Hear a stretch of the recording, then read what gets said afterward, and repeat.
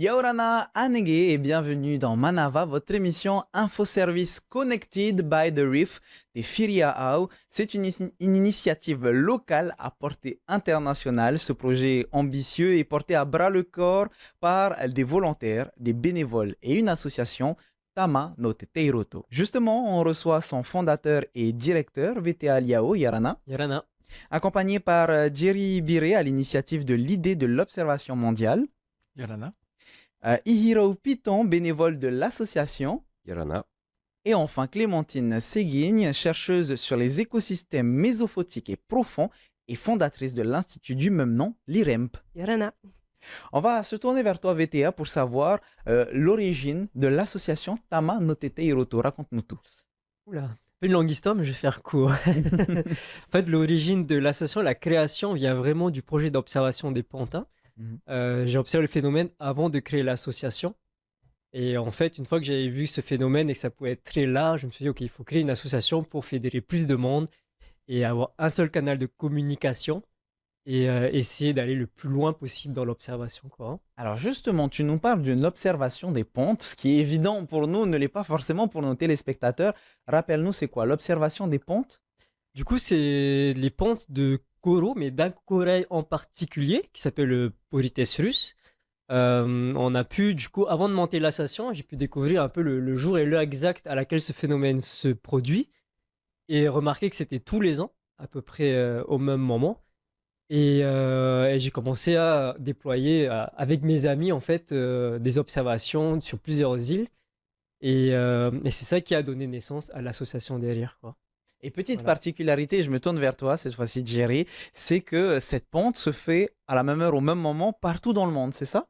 Alors, c'est ce que on a cette impression-là, effectivement, parce qu'on a quelques indices qui nous le confirment, puisque ça se fait dans les îles polynésiennes. On a eu des confirmations ailleurs également dans le Pacifique. Et donc, l'objet de ce projet, c'est de confirmer que ça se déroule en même temps partout dans le monde, effectivement. Comment ça vous est venu finalement cette idée de faire une observation mondiale? Alors, ça fait quelques années que je m'intéresse à l'environnement Mhm. et donc chaque année, en fait, je fais la promotion de Earth Hour. C'est un événement qui est organisé par le WWF et l'objectif de cet événement, l'objet, c'est au même moment, en heure locale, c'est d'éteindre les lumières le dernier samedi du mois de mars. Et donc, en rencontrant VTA quand il m'a parlé de son projet, je me suis dit, ben, justement, il faut prendre le même principe puisque c'est un événement qui est déterminé par une heure et un jour. Donc voilà, il suffit ensuite, alors il suffit, Il suffit. voilà, il suffit de mobiliser des équipes partout à travers le monde où on trouve ce corail et de vérifier que la pente a lieu au même moment. Alors je vois que VTA, tu as envie de réagir, mais Oui. on va revenir Oui, vers toi. vas-y. Je vais juste terminer notre tour de table avec Clémentine. Tout d'abord, puisque Clémentine, je t'ai présenté en parlant d'écosystèmes, attention, mésophotiques et profonds. Mais qu'est-ce que c'est? Alors, les écosystèmes mésophotiques, dans lesquels on peut retrouver les mêmes coraux que sont ceux qu'on voit beaucoup plus en surface, hein, ce sont des écosystèmes, on va les définir à partir de 50 mètres de profondeur. Et du coup, ce qui est assez amusant avec ce projet et ce pourquoi VTA nous a fait confiance par rapport à tout ça, c'était vraiment d'essayer d'explorer également les pontes dans les profondeurs, parce qu'actuellement, au niveau de la connaissance mondiale, on en serait à une limitation aux alentours des 50-55 mètres sur la connaissance de ces pontes. Et nous, on aimerait aller plus profond et plus loin pour voir si le phénomène est aussi observable.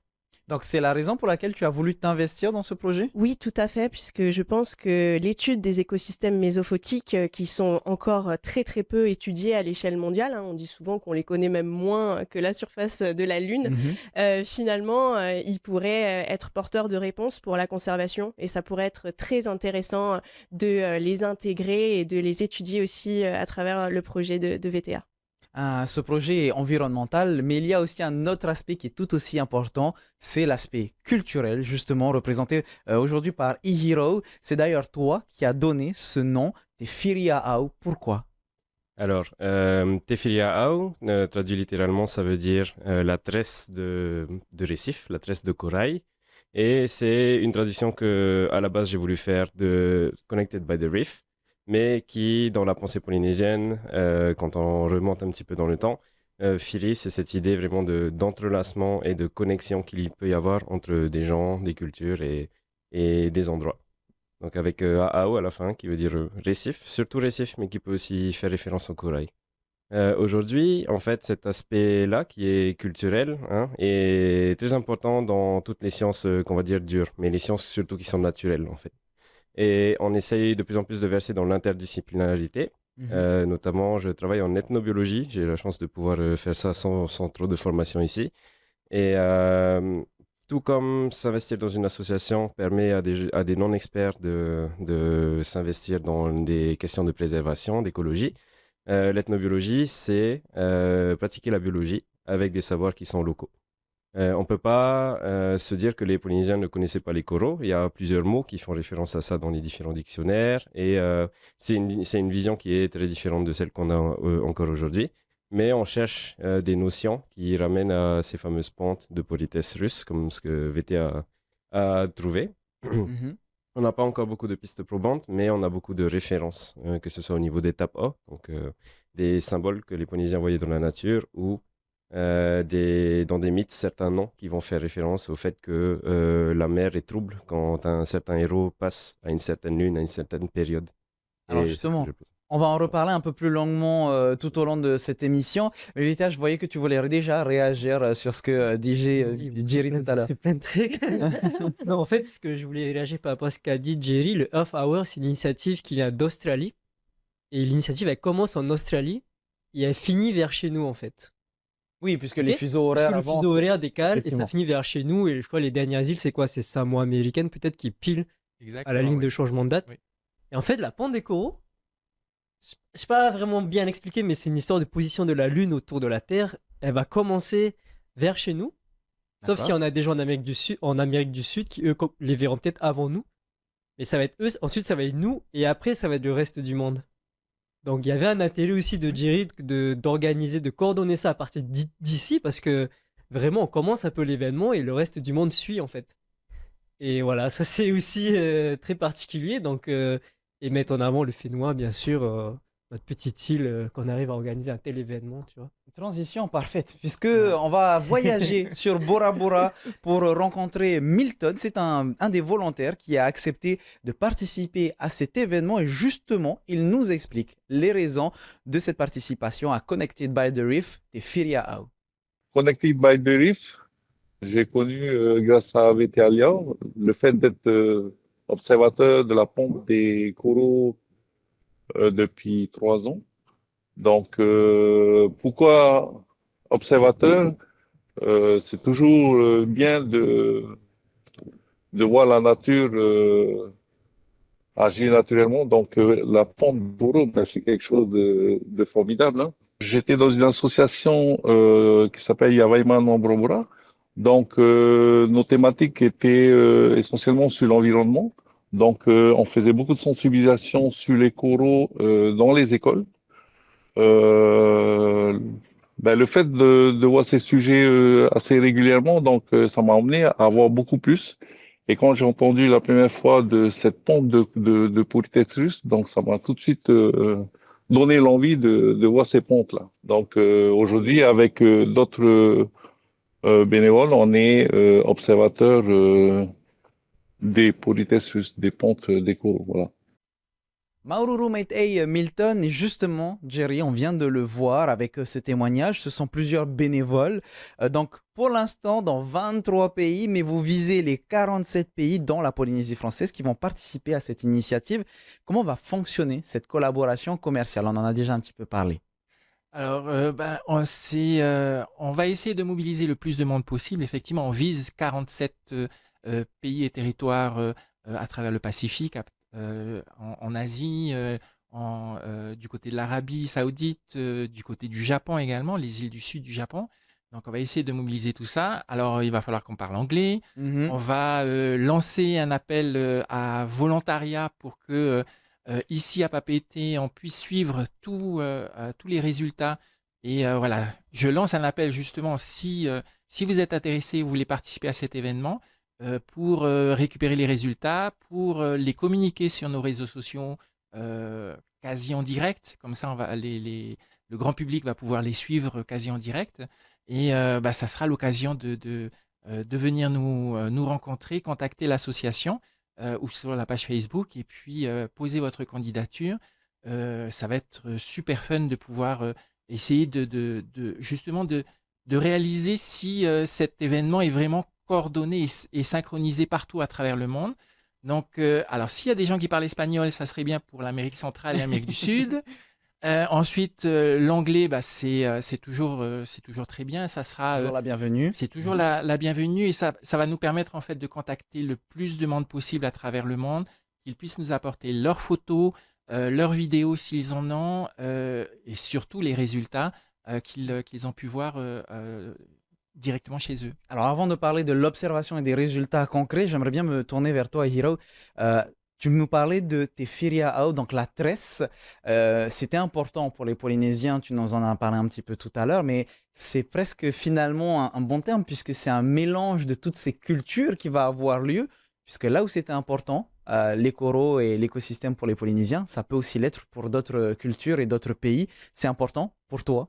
Alors, effectivement, tous les peuples qui ont vécu sur cette terre ont à un moment eu besoin de la nature pour leurs besoins, leurs ressources. Les Polynésiens avaient une gestion qui était la leur, des différentes îles. Ils étaient plus nombreux avant nous, donc avant notre société moderne, parce qu'ils avaient une certaine gestion des ressources. Aujourd'hui, la nature, c'est quelque chose à protéger, surtout avec notre nouveau système qui est consumériste et capitaliste. Et je pense que, en fait, réintégrer toutes ces cultures, ces différentes cultures et ces visions du monde, notamment par les langues, dans nos problématiques actuelles, peuvent faire venir un certain sentiment de liaison avec cette nature qu'on a fini par oublier. D'ailleurs, nature qui est en tahitien un terme qui n'existe même pas, car l'humain n'est pas dissocié de la nature. Et effectivement, cette tresse des cultures, mais aussi des coraux et aussi juste des êtres vivants en général, des écosystèmes dans lesquels nous faisons partie, et pour moi renvoie à une idée qui est juste fondamentale dans la conservation de manière générale. Vitia?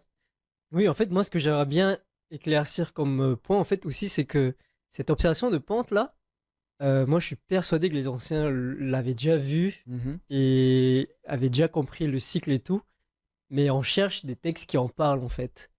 Et moi, je suis quasi persuadé en fait qu'on fait juste une mise à jour d'une connaissance qui existait il y a longtemps, qu'on a perdu entre temps et qu'on remet en avant aujourd'hui, tu vois. On le sait, la culture polynésienne, c'est principalement transmise à l'oral. Donc, si ça te trouve, ça t'est perdu. Et ils sont très observateurs dans le cycle de la Lune, et tout ça. Et vu que c'est très lié à la Lune, ils le connaissaient forcément, en fait. Mais ça, avec Ihira, on aimerait bien retrouver des textes qui en parlent. C'est peut-être parler de façon imagée.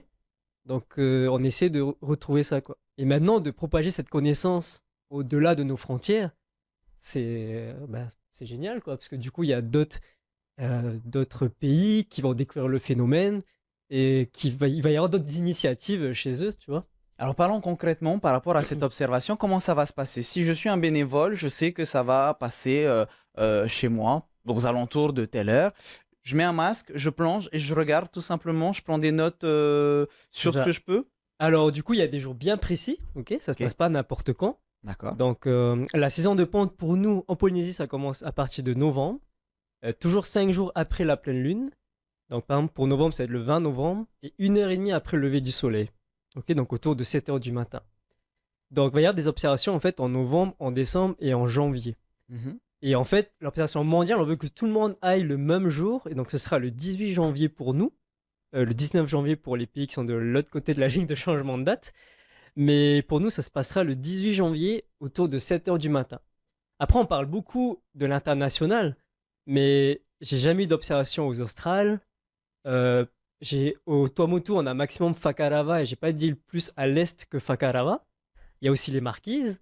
Donc il y a encore des îles localement qu'on aimerait bien couvrir. Et donc s'il y a des gens qui entendent notre appel, avec plaisir, quoi. Et on en profite, Kuraura et Nakoto, Kahanui, à tous ceux et celles qui nous regardent. Ça a permis cette émission de pouvoir faire un appel justement dans ces îles. C'est ça. Et après, pour les gens qui n'ont jamais vu le phénomène, en fait, effectivement, il faudra suivre notre page Facebook, en tout cas localement. Il y aura un site internet d'ici quelques semaines, où là, on donne toutes les indications, en fait. Comment identifier l'espèce, à quoi ressemble une pente, à quelle heure il faut être dans l'eau. Et le plus important, c'est comment nous renvoyer l'information. D'accord. Ok, parce que ça, c'est un point crucial en fait. Parce que si quelqu'un en Philippines va dans l'eau, mais qui nous informe pas, bah en fait, pour nous, c'est comme si cette observation n'existait pas. C'est quoi, un hein. manque d'information, Voilà. effectivement. Et donc, du coup, là, on a développé une application mobile qui va sortir d'ici un mois. Et en fait, tous les gens du monde entier utiliseront la même application et pourront nous renvoyer l'info de cette façon-là, quoi. Alors, il y a une observation qui m'intéresse en particulier. Mhm. On en parlait tout à l'heure, ce mot peut-être un petit peu compliqué pour vous, mésophotique, justement, Clémentine. Comment est-ce que ça se passe pour les observations? J'ai clairement pas les capacités d'aller à 50 mètres de profondeur. Mais comment est-ce que ça s'observe? Alors, on va envoyer des plongeurs qui sont très qualifiés, qui vont déjà avoir à respirer d'autres gaz que l'air, puisque très profond, eh bien, l'air va devenir toxique. On essaye d'envisager une observation entre 80 et 100 mètres. Et en fait, on va utiliser aussi le recycleur. Le recycleur, c'est une technique de plongée qui, du coup, va nous permettre de rester très longtemps sous l'eau. En fait, on peut rester même parfois plus de 4 heures sous l'eau en fonction de ce qu'on va utiliser comme équipement. Et en fait, ça va nous permettre de pouvoir faire nos paliers de décompression en toute sécurité et à la fois de rester suffisamment de temps au fond pour pouvoir observer le phénomène. Mais c'est quelque chose qui, du coup, on espère on va réussir à trouver le timing parfait puisque, effectivement, il va y avoir un petit décalage, même parfois un gros décalage, entre les coraux de faible profondeur et les coraux qui habitent dans des environnements crépusculaires, puisque les conditions ne vont pas être les mêmes, notamment en termes de luminosité pour ces coraux-là. Une question qui peut peut-être paraître un peu bête, mais je la pose quand même. Vous pouvez pas envoyer des petits robots, par exemple? Alors, effectivement, on pourra également à terme, si on observe des pontes, envoyer ce qu'on appelle des ROV, des robots qui pourront filmer, etc. Là, l'intérêt, c'est vraiment de pouvoir envoyer des plongeurs aussi pour le côté exploration et aussi pour promouvoir le fait que les plongeurs profonds peuvent être utiles pour la validation scientifique de ces écosystèmes. Potentiellement, à terme, on peut également effectuer des prélèvements. Il y a aussi tout un enjeu sur la reproduction des coraux à travers ces pontes, puisque effectivement, ces coraux mésophotiques qui vivent dans des environnements extrêmes, qu'on appelle des zones marginales, ils pourraient être vecteurs d'avenir, en fait, pour nos récifs de surface, puisque finalement, comme il s'agit de la même espèce, si on fait un croisement entre des coraux qui vont être particulièrement résistants parce qu'ils vivent profond, peut-être que la progéniture par reproduction sexuée sera plus résistante, notamment au changement climatique et aux problématiques associées. Ça veut dire, Géry, que cette ponte, finalement, qui peut paraître banale pour tout un chacun, est très importante et peut être un signe de renouveau? Ah oui, clairement, c'est la science participative. On demande au grand public de participer. Et en même temps, c'est une démarche extrêmement scientifique qui est très cadrée. Il y a un processus à respecter pour valider les observations. Donc voilà, c'est vrai que ça a une grosse implication. On n'a pas l'impression, on a l'impression d'être petit en fait sur notre petit grain de sable au milieu de l'océan. Et c'est faux. Et c'est faux, on est en plein milieu du plus grand continent océanique du monde.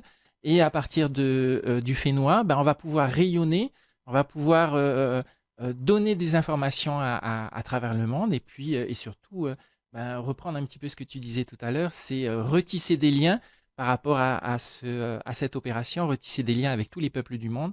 On en a bien besoin dans cette période un petit peu tendu. Justement, je me tourne vers toi qui parlais de retisser des liens, Hiro. C'est important pour toi, je parle plus du côté personnel, c'est important pour toi de faire rayonner la Polynésie française à travers ce projet et d'y participer? Alors oui, la Polynésie française, on est très isolé, comme tu disais, et pourtant on a énormément de choses à partager, que ce soit notre culture, nos écosystèmes, nos gens, nos personnes. Et en fait, à cause du fait qu'on parle français notamment, on est la zone francophone du Pacifique et on est très séparé en fait du reste de nos cousins, des autres Polynésiens en fait de manière générale, mais aussi des autres grands pays. Et oui, pour moi c'est très important que les gens ils se rendent compte que il y a des gens qui vivent dans ces océans qui sont en train de monter à cause du réchauffement climatique. Il y a des gens qui pâtissent pas des méfaits, mais en tout cas de la pollution qu'il peut y avoir de plus grands pays comme la Chine, les États-Unis. Et on est là. Et nous aussi, on a le droit de vivre, on a le droit d'apporter ce qu'on a envie de partager au monde et notamment nos richesses spécifiques. Et avant de continuer sur notre plateau, je vous propose de repartir sur Bora, où Milton va nous parler justement de cette joie de participer à cet événement qui va être mondial, comme si l'espace d'un instant, les frontières n'existaient plus. Comme tu dis, à l'autre bout du monde, il y a la même chose qui se passe. C'est quelque chose de naturel. C'est quand même incroyable, quoi. C'est assez magique. Donc là, on est à peu près 400 et quelques observateurs sur 140 ou 130 sites en Polynésie. Donc le fait de savoir que ça pond partout à la même heure, c'est quand même incroyable, quoi. Il y a une connexion quelque part, il y a une connexion naturelle, quoi, hein. Ça peut être important de savoir qu'il y a aussi des observateurs au même moment que toi, donc les frontières, on dirait que ça s'annule, quoi, hein. Maururu Meitei Milton, et tu nous as parlé de connexion justement VTA. C'est important ce terme, connexion, connected by the reef. Ah oui, le thème connexion est vraiment important en fait. Souvent on pense que l'océan nous sépare, c'est un élément qui nous sépare, mais en fait c'est aussi un océan qui nous relie tous. Et les récifs, par ce phénomène de pente de reproduction, et là vont se disperser, et tous les récifs sont connectés entre eux, quoi. Et de notre dépendance des récifs, on est tous connectés au final. Et Milton, c'est quelqu'un de vraiment important, parce que c'est un des tout premiers observateurs, donc qui date avant la création de l'association, et tous les ans, il y va, tous les mois, donc ça génère vraiment des passions chez des gens, et moi je trouve ça fabuleux, tu vois. C'est tellement beau que ça me donne presque envie, moi aussi, de participer, de plonger à l'eau. C'est tellement beau cet événement qu'il a été labellisé événement de la décennie des Nations Unies pour les sciences océaniques au service du développement durable. Thierry, ça signifie quoi pour toi? Oh, ça signifie énormément de choses. Je disais tout à l'heure qu'on a l'impression d'être tout petit sur notre grain de sable au fin fond de l'océan. C'est pas du tout ça. On est même reconnu par les plus grandes instances internationales. Et ça montre bien surtout qu'il n'y a pas de frontières, hein. Les frontières, elles ont été inventées par les hommes, tout simplement. Et la nature, elle ne connaît pas cette frontière-là. Et justement, on est en train de démontrer que non, on est tous connectés, il n'y a pas de frontières. Et justement, il faut penser à nous tous qui sommes sur cette planète. Voilà. Clémentine, justement, ce genre d'initiative, ça permet aussi de sensibiliser ceux et celles qui ne connaissent pas assez bien le sujet. Quel est ton regard par rapport à cette sensibilisation qui finalement est mondiale? Je trouve que c'est juste capital parce qu'aujourd'hui, les récifs coralliens, c'est juste une des sources majeures de biodiversité qu'on a sur notre planète. C'est source de nourriture, c'est source de diversité, c'est extrêmement important. Alors ici, particulièrement en Polynésie. Et du coup, sensibiliser les personnes sur ce récif corallien qui est à protéger, c'est juste actuel et c'est juste super important étant donné toutes les problématiques de changement climatique et tous les dégâts qui ont été faits sur le récif, malheureusement liés à ce phénomène.